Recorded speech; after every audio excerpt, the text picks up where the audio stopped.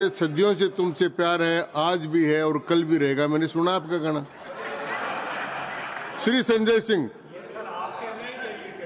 दोनों ही कह रहे हैं एक दूसरे को। धन्यवाद मान्यवर, आपने एक अत्यंत महत्वपूर्ण बिल पे मुझे अपनी बात कहने का मौका दिया। मैं जैसे उदय प्रताप जी की चंद पंक्तियों से अपनी बात शुरू करूंगा। न मेरा है न तेरा है, ये हिंदुस्तान सबका है। नहीं समझी गई ये बात तो नुकसान सबका है।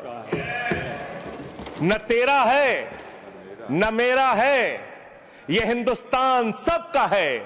नहीं समझी गई ये बात तो नुकसान सबका है।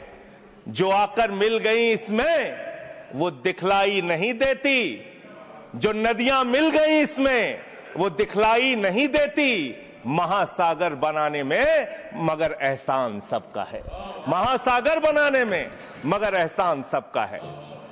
मान्यवर, हम लोग बचपन से एक शब्द सुनते आए, सरकार माई बाप। सरकार माई बाप यानी कि जो सरकार होती है वो लोगों की माई बाप होती है। मां की तरह ख्याल रखती है, पिता की तरह ख्याल रखती है। लेकिन अगर कोई सरकार अपने बच्चों को उसका गला घोटने पे उतारू हो जाए तो वो फिर सरकार निष्पक्ष सरकार नहीं है। नहीं है मान्यवर, वो सौतेली मां है। वो सौतेली मां है, उसका व्यवहार सौतेला है। और आज आप जो काम कर रहे हैं इस बिल के माध्यम से, आप बाबा साहब डॉक्टर भीमराव अंबेडकर जी के द्वारा लिखे गए संविधान की हत्या कर रहे हैं।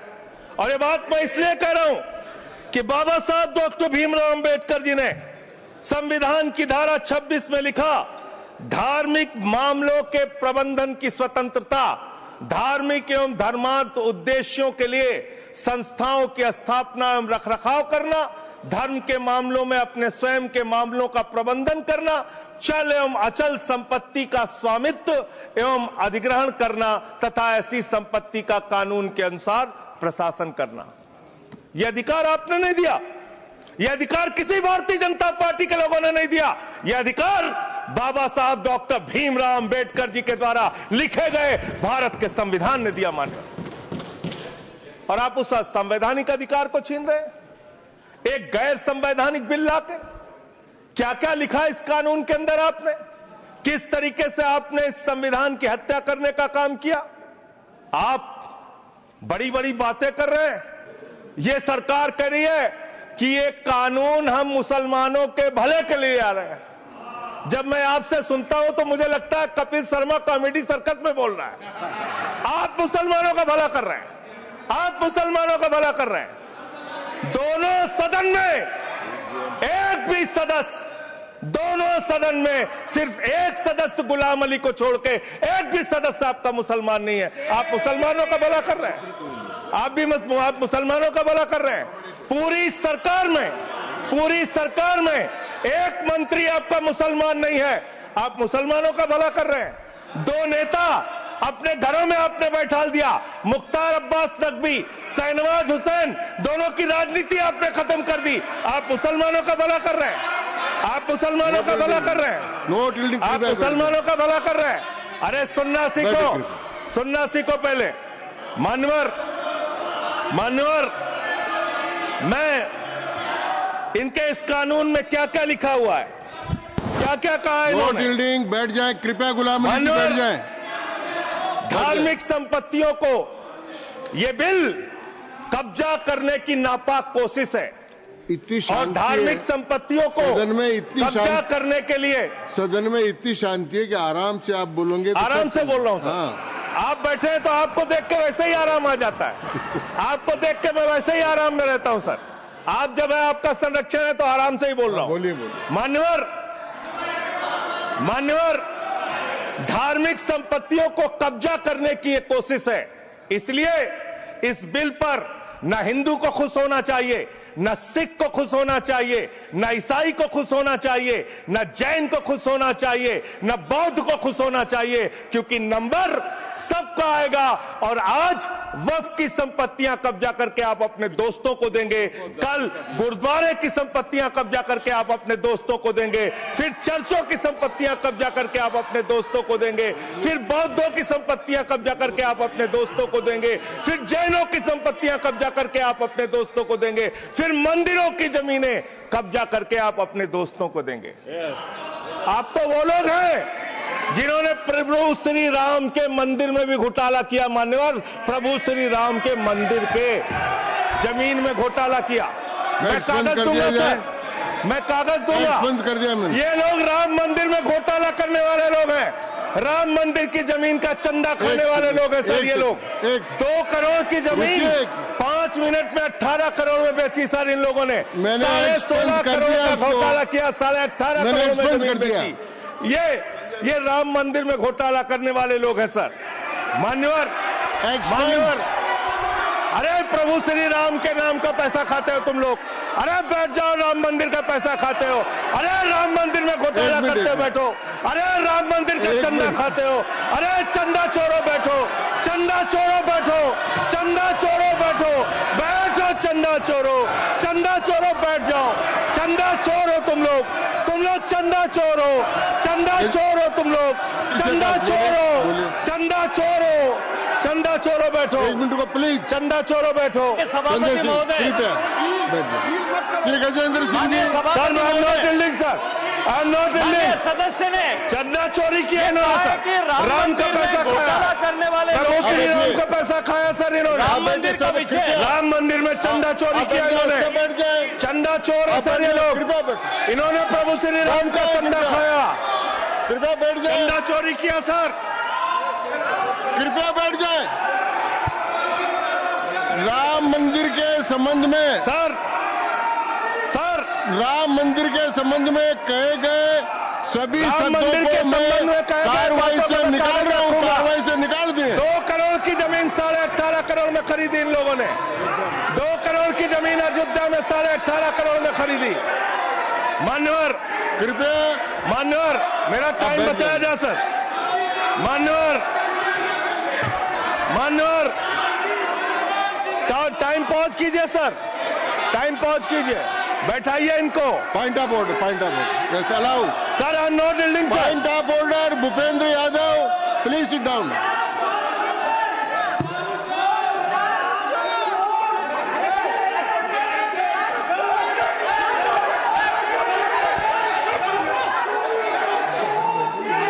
भाई पॉइंट ऑफ ऑर्डर मैंने दिया, आप जाइए स्थान पर, कृपया अपने स्थान पर जाएं। मैंने व्यवस्था का प्रश्न उठाने का मौका दिया भूपेंद्र जी यादव को। आप सब लोग अपने स्थान पर जाएं, कृपया अपने स्थान पर चले जाएं, कृपया अपने स्थान पर जाएं, कृपया बैठे। मैंने भूपेंद्र जी, कृपया बैठ जाए, कृपया। श्री भूपेंद्र यादव सर, मैं पहले Bhupendra ji, yes sir, Bhupendra Yadav sir, Madan ji Rathore कृपया बैठ जाएं। सर ये कृपया, मैंने भूपेंद्र जी यादव को व्यवस्था का प्रश्न उठाने की अनुमति दी है, लेकिन मैं पहले बता दूं कि राम मंदिर के बारे में जो कुछ इनको कहा मैंने उसको एक्सपेंस कर दिया है, वो कार्रवाई का हिस्सा नहीं है। आप बोलिए सर। सर ये सदन का उच्च सदन है, रूल में बता देता हूं, रूल 238 और 240। आप 238 और 240, 238 and 240, you read it sir. There are sir 2 rules है, 238, 240। मेरे को बुक की जरूरत नहीं है। हाउ टू स्पीक ये 238 है सर। 240 बड़ा इंपॉर्टेंट है जी सर। कोई भी सदस्य अगर इररिलेवेंट बोलता है, अगर तो ये चेयर की पावर है कि उस सदस्य को रोक सकते हैं। जो विषय डिबेट से जुड़ा हुआ नहीं है, जो विषय सदन से जुड़ा हुआ नहीं है, इररिलेवेंट विषय को आपको रोकने का अधिकार है। जो सदस्य संजय सिंह जी बोल रहे थे वो इरिलीवेंट है। तीसरा एक और विषय सर, 238 में बोलने के बाद जो असंसदीय शब्द है किसी भी पार्टी के बारे में, किसी के बारे में जो असंसदीय शब्द है वो बोले गए हैं तो उसकी भर्त्सना भी हाउस पूरी तरीके से करता है। माननीय Tiruchi Shiva. Sir, I also stand on the. Please, I am allowing Mr. Tiruchi Shiva. I also stand on the same rule, sir. 238 and 240. You didn't quote 238. You remember 240, but 238 you are well versed, I know, but you are not quoted. Nothing refer, only the rule number. Yes, yes. Refer to any matter of fact on which a judicial decision is pending. No. Make a personal charge against a member. No. Please. What is? Please. Kindly listen. Hello, please. I'm on a point of order. I'm on a point of order. I'm on a point of order. Point of order आपने allow किया है। What is that? Point of order आपने allow किया है। Rule 240. बैठ जाए। Sir. सुन ले एक बार। Sir. मैं निर्णय मुझे करना, आप तो सुन तो लें। आप बैठे। Sir, only 240. 240. मैंने दोनों 238, 240 दोनों देख लिए। Please, sir. Rule 240 says, the chairman, after having called the attention of the council to the conduct of a member who persists in irrelevance or in tedious repetition, you didn't call, sir. Whether it is irrelevance or repetition has to be decided by the chair. So, the chairman. आप सुनो ना भाई, please. Hello, listen. please. I am speaking to the chair. Please do. I am speaking to the chair. इधर देखिए ना। Sir, it is we leave it to your discretion and decision, sir. Yes. And not it is repetition or irrelevance can be decided by any other member, sir. Only you, sir. Okay, thank you. मैंने श्री भूपेंद्र जी यादव ने 240 में ये और है कि अगर कोई दूसरा सदस्य भी किसी सदस्य के इरिलेवेंट डिबेट को सपोर्ट करता है तो उसको भी डिबार करना चाहिए, आपको शिवा को भी करना चाहिए। अब एक सेकंड, मेरी व्यवस्था यह है कि 238, 240 के अंतर्गत मैंने ऑलरेडी जो असंसदीय शब्द थे वो और राम मंदिर के बारे में, क्योंकि ये विधेयक की परव्यू में नहीं आता है, इसलिए मैंने राम मंदिर के बारे में इनके लगाए गए इलेक्शन और असंसदीय शब्दों को कार्रवाई से निकाल दिया। धन्यवाद। मान्यवर, आपने कहा कि इससे आप पिछड़े मुसलमानों का भला करने जा रहे हैं। सुनने में बहुत अच्छा लगता है कि आप पिछड़े मुसलमानों का भला करने जा रहे हैं। आपने इसमें कहा कि आप महिलाओं का भला करने जा रहे हैं। सुनने में बहुत अच्छा लगता है कि आप महिलाओं का भला करने जा रहे हैं, लेकिन ये सरकार और यहां पे इस समय मंत्री जी नहीं है, मैं उनसे पूछना चाहता हूं, आप देश को और सदन को गलत जानकारी क्यों दे रहे हैं? मानवर 2013 के वक्फ बिल में जो भारतीय जनता पार्टी की सहमति और सहयोग से पास हुआ, उसमें भी महिलाओं के लिए आरक्षण था। मना कर दीजिए कि नहीं था? मना करिए कि हम गलत बोल रहे हैं। मान्यवर, मंत्री जी ने कहा 1 करोड़ सुझाव आया। मैं आपसे पूछना चाहता हूं, कितने करोड़ ईमेल आए, कितने करोड़ पत्र आए, कितने करोड़ सुझाव आए? पूरे देश को जानकारी दीजिए और मैं आपको दावे के साथ कह सकता हूं, जब पूरा सच सामने आएगा तो देश को पता चलेगा कितने लोग इस बिल के विरोध में थे, कितने लोग इस बिल के समर्थन में थे।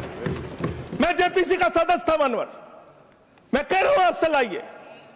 और आप पिछड़े मुसलमानों का भला करना चाहते हैं, मैं आपसे हाथ जोड़कर निवेदन करता हूं, विनती करता हूं, और हमारे जो मित्र उधर भी हैं, अगर आप मेरी बात से सहमत हैं तो समर्थन करना। समाज में छुआछूत को, बीमारी को मिटाने के लिए चलिए उठाते हैं कदम, और अगले सत्र में एक बिल लेके आइए। जितने भी हिंदुओं की कमेटियां हैं, ट्रस्ट है, बोर्ड है, उन सारे ट्रस्ट और कमेटियों में 80% आरक्षण दलित, आदिवासी और पिछड़े हिंदुओं को दीजिए। मैं समर्थन करूंगा आपका, माला पहनाऊंगा आपको। आप पिछड़ों का भला करने की बात करते हैं, आप दलितों का भला करने की बात करते हैं। आपकी मातृ संस्था आरएसएस 100 साल तक आपने एक भी दलित, पिछड़ा और आदिवासी, एक भी महिला को आज तक आरएसएस का प्रमुख नहीं बनाया। आप दलितों और पिछड़ों और आदिवासियों की आरएसएस के बारे में भला करने की बात करते हैं। माननीय इस बिल में क्या लिखा है? आप जो भी बातें इस विधेयक के अलावा बोलेंगे उन सबको मैं एक्सप्लेन सर, ये करूंगा। क्या उसमें सत्य नहीं है? क्या ये सच नहीं है? सर, मेरा टाइम रोका जाए। और सर, बिल के बारे में बात करते हैं। माननीय मंत्री जी ने कहा आज आप इस बिल को पास कर रहे हैं, आज आपका सीना चौड़ा हो रहा है, आपको लग रहा है एक धर्म के अधिकार को आप छीन रहे हैं। नहीं, कल को आप सभी धर्मों की धार्मिक संपत्तियां छीन के आप अपने दोस्तों का देने का काम करेंगे। मैं फिर इसको दोहरा रहा हूं और फिर इसको कह रहा हूं कि आप ये करेंगे, धार्मिक संपत्तियों के कब्जा करने का काम करेंगे। और किसी गलतफहमी में मत रहिए। आपको लोकसभा के चुनाव में मात्र 36% वोट मिला है। इस देश की 64% आबादी आज भी आपके खिलाफ है, आज भी आपके खिलाफ खड़ी है। किसी गलतफहमी में मत रहिए। बड़ी बड़ी सत्ता उखड़ गई और चली गई। मान्यवर, आपने इसमें लिखा बिल के अंदर कि वक्फ कमेटी के अंदर गैर मुसलमान इसका सदस्य बन सकता है। आप क्या गुरुद्वारा कमेटी के अंदर गैर सिख को मेंबर बना सकते हैं? क्या ईसाई कमेटी के अंदर गैर ईसाई को सदस्य बना सकते हैं? क्या बौद्धों की कमेटी के अंदर गैर बौद्ध को, क्या जैनों की कमेटी के अंदर गैर जैन को आप मेंबर बना सकते हैं? और इतना ही नहीं, क्या आप हिंदुओं के ट्रस्ट में, मंदिर के ट्रस्ट में आप क्या गैर हिंदू को मेंबर बना सकते हैं? नहीं बना सकते, नहीं बना सकते। आप एक झूठ फैला रहे हैं देश भर में, देश भर में झूठ फैला रहे हैं। आप कह रहे हैं ये मैं पढ़ रहा हूं राम मंदिर का, सर, राम मंदिर ट्रस्ट। झूठ शब्द असंसदीय है, जो असंसदीय शब्द उनको निकालते जाइए। सत्य से परे, सत्य से परे। सर, ये प्रभु श्री राम के मंदिर का ट्रस्ट, मैं इसका समर्थन करता हूं। नहीं, आप सर, मैं इसका समर्थन कर रहा हूं। ये सब्जेक्ट नहीं है सर, समर्थन कर रहा हूं। सुन तो लीजिए, आप कहे से नहीं सुनूंगा। डिस्ट्रिक्ट मजिस्ट्रेट प्रोसीडिंग में नहीं आएगा। सर, मेरी बात तो बिल्कुल नहीं आएगा। सर, मेरी बात सुन लीजिए। घनश्याम जी प्लीज, चेयरमैन साहब, district magistrate of Ayodhya will be ex officio trustee who will be a practicing Hindu. If the DM is not Hindu, then additional district magistrate will be an ex officio member of the trust. हम इसका समर्थन करते हैं। Sir, Hindu धर्म के trust में हिंदू को member होना चाहिए, आपने लिखा, हम इसका समर्थन करते हैं। लेकिन आप दूसरे धर्मों के ऊपर कह रहे हैं। कल को आप गुरुद्वारा कमेटियों में कहेंगे सिख नहीं, दूसरे धर्म के लोग इसमें आएंगे। कल को आप जैन कमेटियों में घुसड़ेंगे, बौद्धों की कमेटियों में घुसड़ेंगे। ये बात गलत है, ये पूरी तरीके से गलत है। और आज पूरे देश को आप बताइए, मान्यवर, पूरे देश को आप बताइए, 2009 में आपने अपना घोषणा पत्र जारी किया था, मैनिफेस्टो। ये मैनिफेस्टो आपका लेके आया हूं, ये तो आपका डॉक्यूमेंट है, मेरे घर नहीं बना। इस मैनिफेस्टो में लिखा है इन्होंने कि 2009 के मैनिफेस्टो में लिखा है कि वक्फ की जमीनों पर जो अवैध कब्जे हुए हैं, के.आर. रहमान की कमेटी की रिपोर्ट के हिसाब से हम मुस्लिम धर्म गुरुओं के साथ बातचीत करके उसको खाली कराने का काम करेंगे। कितना दोहरा चरित्र है आपका। आपने कहा वक्फ की जमीनों को खाली कराने का काम करेंगे जिसपे कोई और कब्जा कर रखा है।